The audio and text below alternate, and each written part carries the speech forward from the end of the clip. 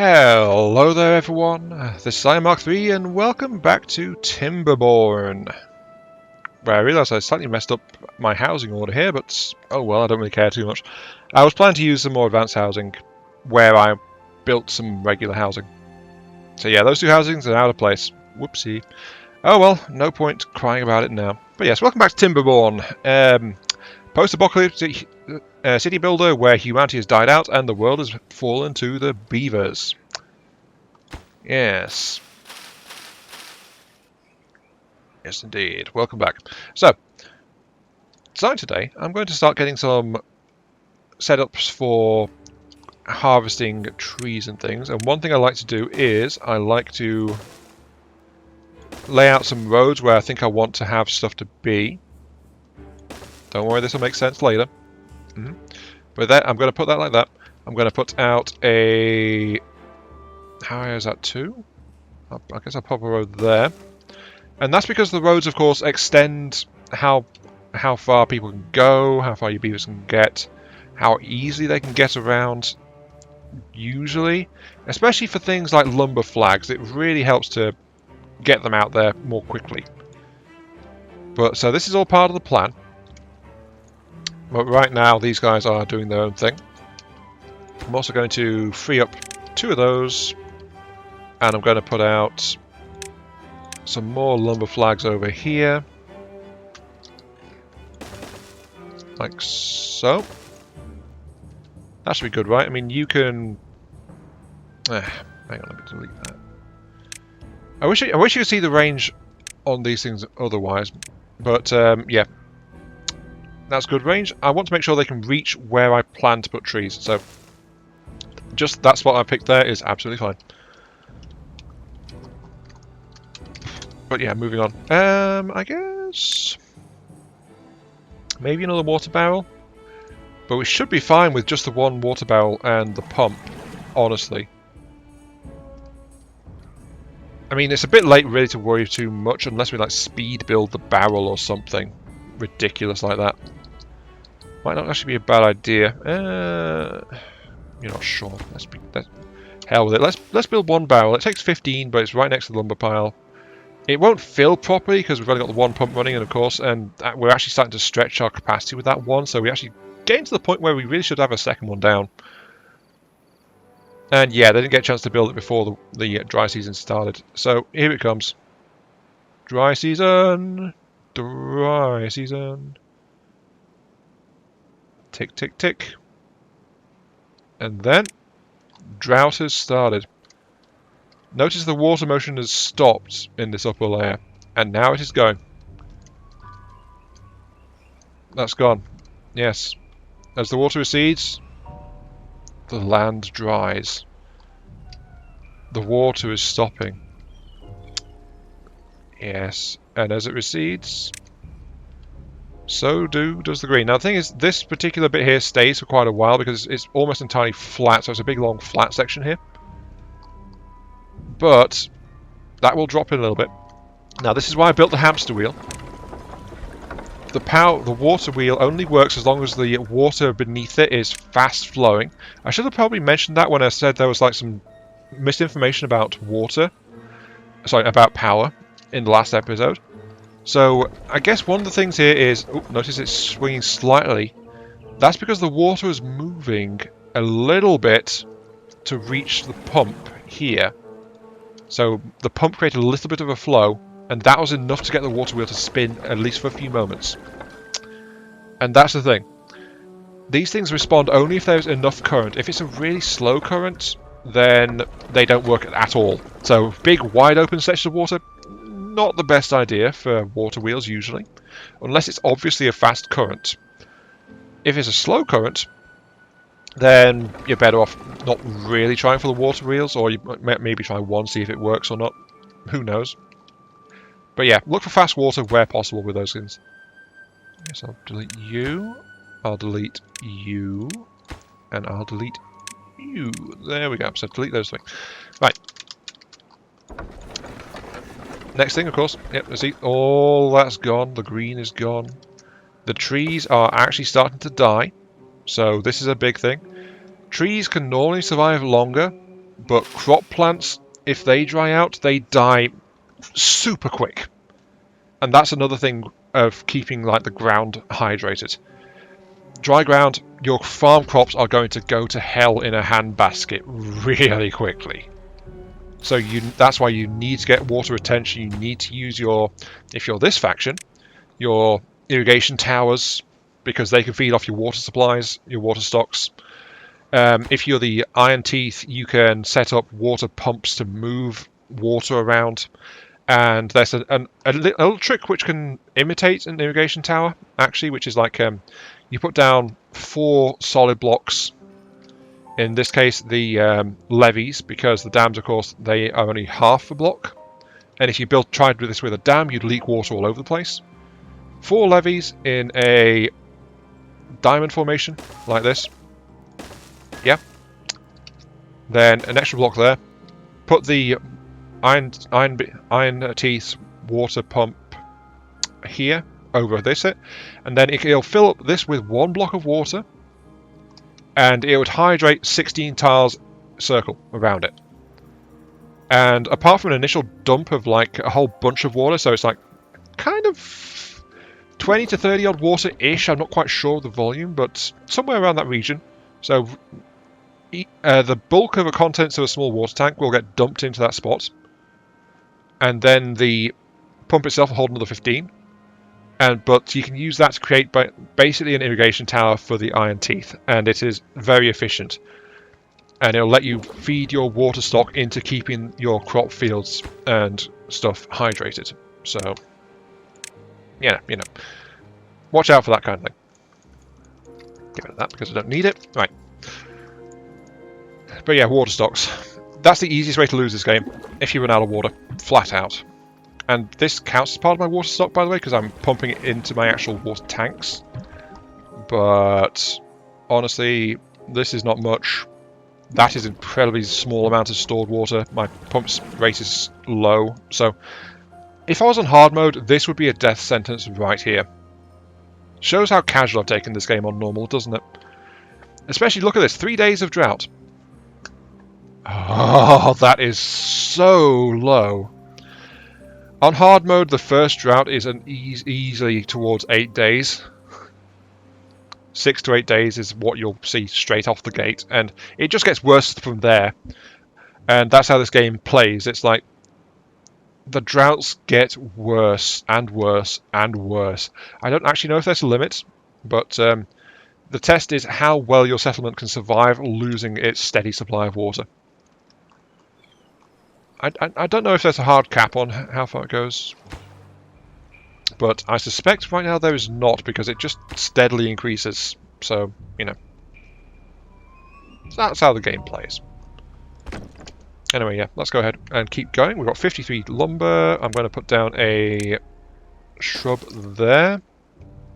Of course, remember we've got this power wheel to feed into this, which provides 50 and requires 50. So that's a good ratio right there.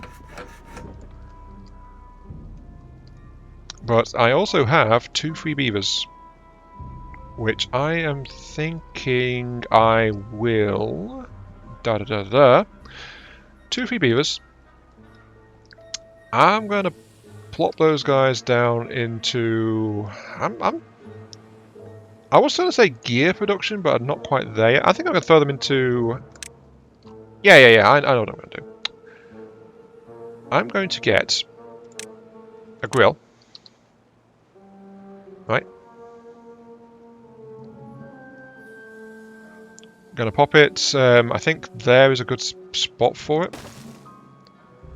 And another farmhouse. That's 50 wood out of my 57. Note. Actually, no, let's not do this. Pause the grill.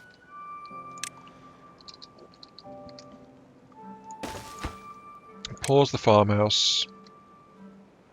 I will put another shrub here, and yes, there is a very good reason I'm pausing these. I'm pausing these because right now I can't afford to do what I'm setting up to go. So, farmhouse, farmhouse, farmhouse. So there we go, multiple farmhouses. I'm going to set a path like so, and that's going to be how I'm going to arrange that. So that's my farming control section right there.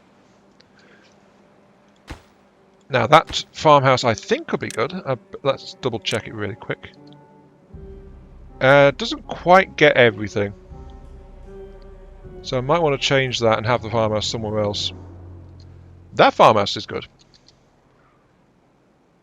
That farmhouse reaches everything I wanted to reach.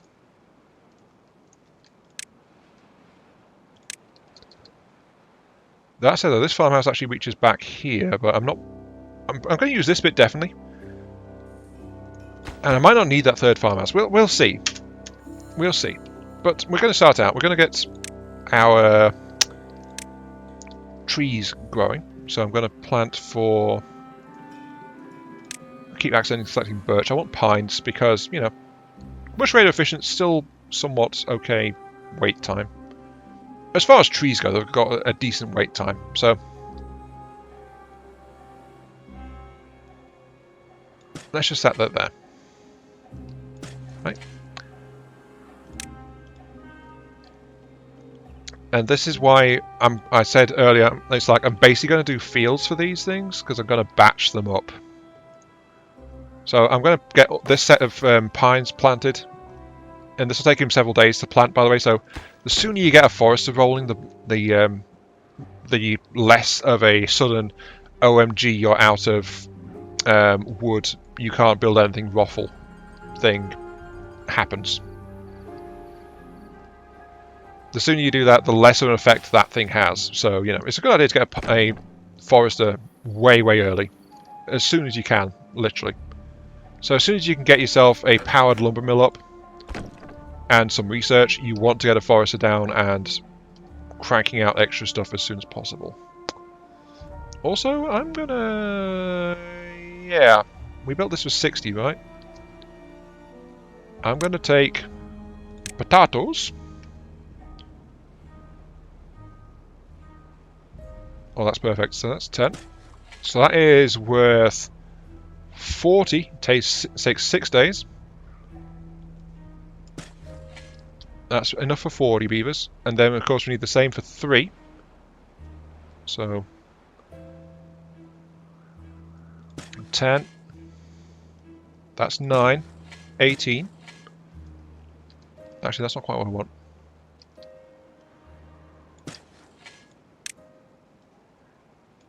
Yeah, okay, do that. And admittedly that's 9, so I need like 1 there. And that is enough for 60 beavers food in terms of raw potatoes. But then I'm going to plant a little bit more. Just a little bit more, because it's always good to have a little bit of excess. You know? A little bit of extra margin built into your crops. Because sometimes you're going to go wrong. You're going to have a slight mistake. Sometimes it'll take the beavers a while to actually harvest the crops, you know? So it's like, it's a good idea to have a little bit of a safety net, and even if you're counting your fields, have a little bit more just in case. But the way I've done things, I know that if I hit like 60 beavers, I should be looking at expanding my farms. Well, technically it's 120, but exact consumption rate is actually a bit confusing for me right now. I'm not quite 100% on the numbers, I will admit. And that's because how much they eat, I think, is tied to the level of the nutrition bar there. What are you doing? You're going to... I think you're going to go eat, aren't you? Ah, you ate too. Okay, gotcha. Right. Okay. I thought that was the case, but I wasn't quite sure. So, what it is... I think they can actually eat like 3 points worth of food. Roughly. Roughly 3 points worth of food. Let's watch this one coming in. 4, 1, 2. Yeah, I think the actual requirement is like 3 points of food per day. So yeah, my apologies. When I mentioned the farming before, I was mentioning some old thing, and I was like, I've contributed to the misinformation. Damn it, I was not planning to do that. Okay. I think it's because I was counting up totals and then I was forgetting. It's like, that is, by the way, as long as you get one of each type going, you need 1 point per day on average. Important piece to forget to mention there. My apologies. So yeah. This is worth 60 beavers and carrots. This is worth 60 in potatoes. To get actually fully feeding 60 beavers, I need 60 beavers worth of wheat as well. There you go. So that's roughly what it works out. Oh dear. I am sorry. I was making it sound like farming was a lot better than it actually is. So that's actually not a big mistake on my part. Whoops. My apologies. Anyway, moving on. Now that I've thoroughly embarrassed myself, we'll continue. Note that they are living off our food stocks because these two are planting as their focus, so they're just getting all the rest of these crops at least growing. But this is, when you've got fields going up this size, then yeah, this is roughly where you want to have a second farmhouse to try and keep on top of everything. Especially when those potato crops start to come in, so that's probably going to be one of my next builds. I'm just hanging on to my lumber at the moment for actually a very good reason. A very good reason, and that's because I'm going to spend some of my hard-earned research. So my next order of business, water I'm okay about, though honestly on this map I would need these things anyway. And that is, I'm going to get a wooden stair, and I'm going to get a basic platform. Platform was 100, wooden stair was like 40 to 60 odd, I think it's 60. Wooden stair lets you move your beavers up and down a level. So this unlocks verticality for you. It's a very important thing to get. In this case, on this map, I would be going for... Actually, you know what? I might as well unlock this tech while I'm at it. 120 for a levee. Right. And then I can use this as a solid block to build bigger dams. In a way. I can't really control the dams because I need extra stuff for it. So the water working can be getting quite involved, but I can at least form a basic barrier to retain water up here. And I'd do that by building, like, say, a set of levees, like that. And then I'd have a dam across the top there. And then that would retain a level of a block. That bottom block would be full of water, and then half a block on the next layer up, because that's where the dams are letting the water out. As a note, if I filled this thing entirely with levees, water would just spill over and flood across this entire bit. So you do need to maintain enough water flow to control where your water's going. So that's an important thing. If I was to build a levee into this pit to try and retain more water, first off, it wouldn't work because the dam is locked at 0.5 blocks in height. Second off, not enough water would be flowing out of here, so I'd start flooding the area around the river. And that disables buildings, so the lumber mill will stop working in particular. I might disable the forest, I might damage my farms, you know. You got to watch your water in this. Because it can be a hazard as well as a help. Quite honestly. And yes, I really do think I need that extra pump, so that is my next structure. Right there. Especially since drought's about to stop and the water's going to come back. But yeah, anyway. The platform is not as... well, actually the platform is kind of needed. And I'm going to explain why in a sec as soon as I stop getting distracted, because I want to watch as the water comes back. So it's going to come back any moment, really. Let's get it a bit faster. Here we go. Look at that. The green is returning. The water starts to appear and starts to flow. These trees are going to be fine. So, yep, that's all looking good. It was drying out, but as soon as the green reaches it, it should be good again. Yep, water and alive, so it's just fine. Life returns to the land. And look at it go.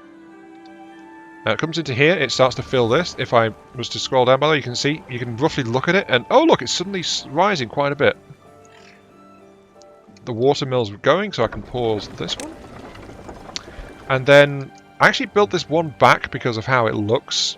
I prefer the look of it like this instead of like all just falling down, because it has a habit of like switching around a little bit as it flows out. So that's why I've got this little lip here to make sure the waterfall looks good, honestly. And you can see there, it's like the water's coming more directly this way, so it's higher on that side. But we're at full flow now, so as you can see, it's really filled up.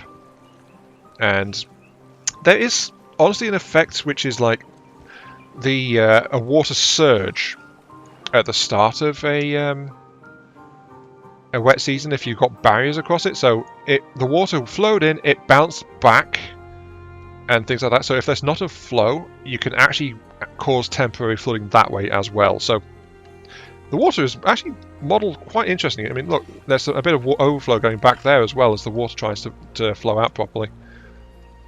Though that'll start, yep, that's receded a little bit, and it's now stabilising into its proper channels, and that's because I think the water was hitting the narrow bits down here, so it wasn't flowing fast enough.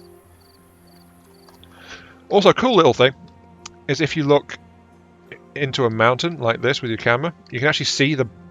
Look at that. Look at that. The water is actually all underneath the level, if you really want to have a look. Not super useful, there's nothing you can do about it, but it's just an odd little visual bug you can find. I think they might fix it eventually. They might not. But it is a feature. I guess. Anyway, yeah, verticality. Right. Most maps you're fine with just your stairs, because it'll get this little lip here. I can create a path up and down it. No problem. Now the problem is, this here is a 2-block, so a stair is not enough. So that's why I got the platforms. A general rule is a beaver can build onto a structure which is from the level of the pathway they're standing on 2 blocks down. So I can build there, I can build there, I can build that, and I can build that. So a beaver on this path here can build all 4 of these. So that's why you want this like that. So I can go there, I can build that, and then this is where structure stacking comes in. I can build that on it. Then that's... yes.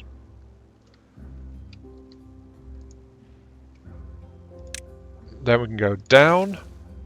Same deal here, like that. So I can get access to this area here. And in interest of pathing, I'm setting that there and that there. Stairs, by the way, are automatically part of a path. They automatically extend it. So I need to click that there, click that there, click that there. And then suddenly I've got access routes down to get to these trees down here. And that's why I wanted to get some wood reserve held onto from the trees that were left, just so I could actually start to get paths down to some more trees that's nearby. Same deal over here. I'm going to put 1 there, drop it by 2, and then path straight across there. Simples.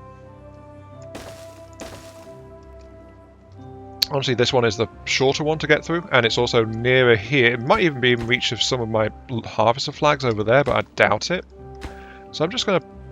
actually, I'll use this tool here, which is assign priorities, and you can just click and drag it. So you can do that to assign priorities to a whole bunch of stuff.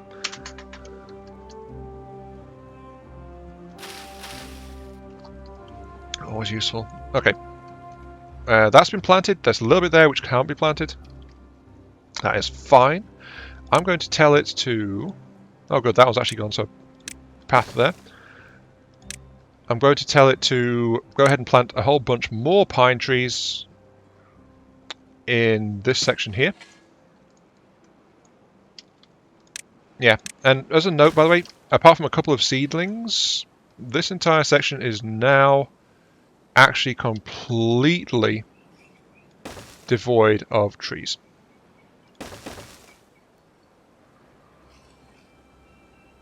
So yeah.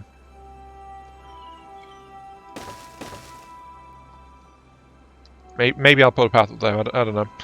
But yeah, this area is almost completely void of trees, so this is why I saved that last bit of wood to make sure I could at the very least get these walkways down and sort it out. I think I'm also going to say they're half done. So I will actually accept having the grill now. Grill requires a beaver. Takes logs for fuel, so if you run out of logs, it won't work. But it has a decent storage for the raw material, in this case, raw potatoes. And it actually has it can hold like 100 odd grilled potatoes in it, so for refined foods, it is not as necessary to have the small warehouses for them.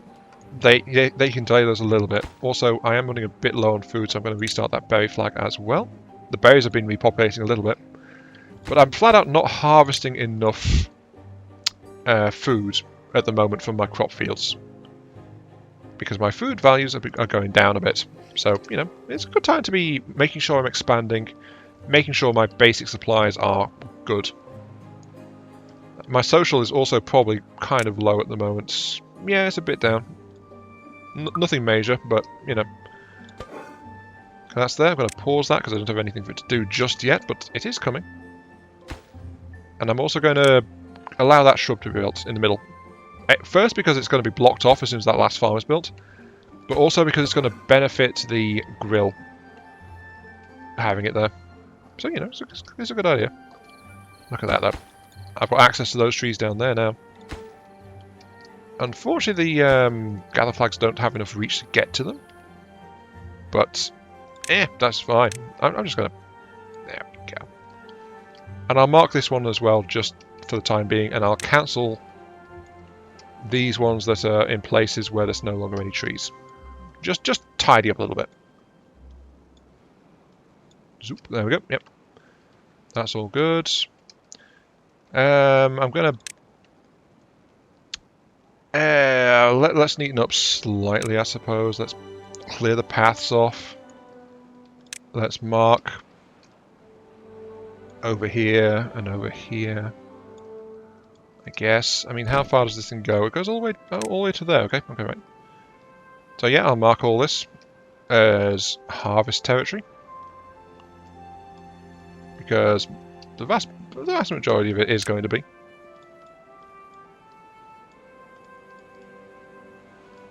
There we go. That'll do for now.